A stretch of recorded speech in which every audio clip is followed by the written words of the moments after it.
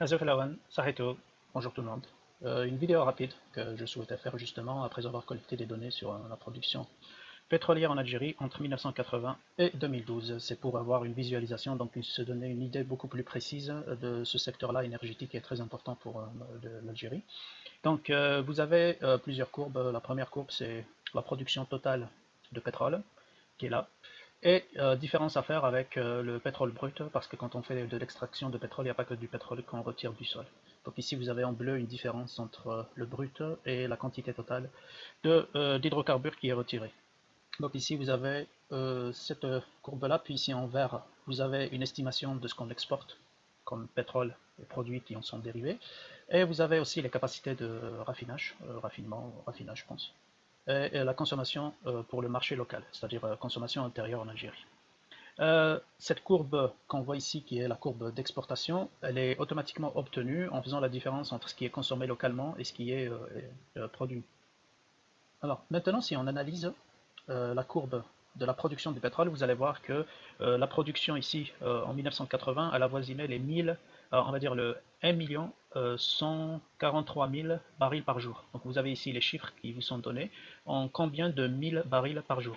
Donc ici la production elle avoisinait plus ou moins en 1980 1143 fois 1000 barils par jour, donc 1 143 000 barils par jour. On est monté de façon assez constante. Cette année-là, entre 2001 où la production était de 1,5 million de barils par jour de produits, on est passé à 1950, on va dire 1 950 000 barils par jour, ce qui représente une augmentation sur ce segment-là, qui est une augmentation de 30%. Puis après, on est resté plus ou moins en train de plafonner dans cette limite de 1,950 000, c'est-à-dire 1 950 000 barils par jour de production. Et on observe qu'à partir de 2008, on a une diminution de la production. On est descendu jusqu'à 1,875, donc une capacité de diminution d'à peu près 75 000 barils par jour, qui est la diminution qu'on observe ici, exactement ça. Alors, mais ça, c'est pas la seule chose malheureusement, c'est qu'on peut passer à la courbe ici qui est la consommation. Celle-là ne fait qu'augmenter, puis elle est appelée à augmenter, c'est la consommation du marché local. Donc en même temps qu'on a une diminution qu'on observe ici de la production, on a une demande en hausse qui est soutenue ici.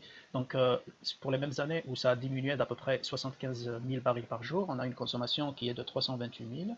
Et ici, elle était de 285, donc on va dire 25 et 15, ça veut dire une différence de 40 000. Donc elle se conjugue avec une augmentation de la consommation de 40 000. Finalement, on a une différence, c'est-à-dire un manque à gagner par rapport à ce qui se faisait dans cette période de 2007. Dans cette période-là, on a un manque à gagner qui équivaut un peu plus de 100 000 barils par jour. Voilà.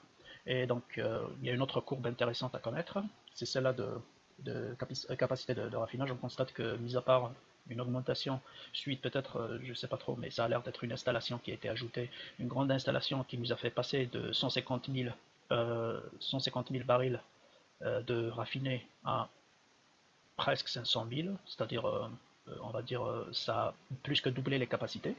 Mis à part ça, c'est resté quasiment constant, c'est-à-dire sur le secteur du raffinage, on n'a pas vraiment progressé notre part. Ça doit être avec les contrats et l'achat de ces produits-là. Et ce qui est un petit peu embêtant, c'est qu'on a la consommation de produits raffinés qu'on importe notamment pour le gasoil. Donc le gasoil, on est importateur de cette ressource. Voilà, donc c'est tout. Merci de votre suivi et de votre écoute. Ciao, Lena, ça tout. Bye bye.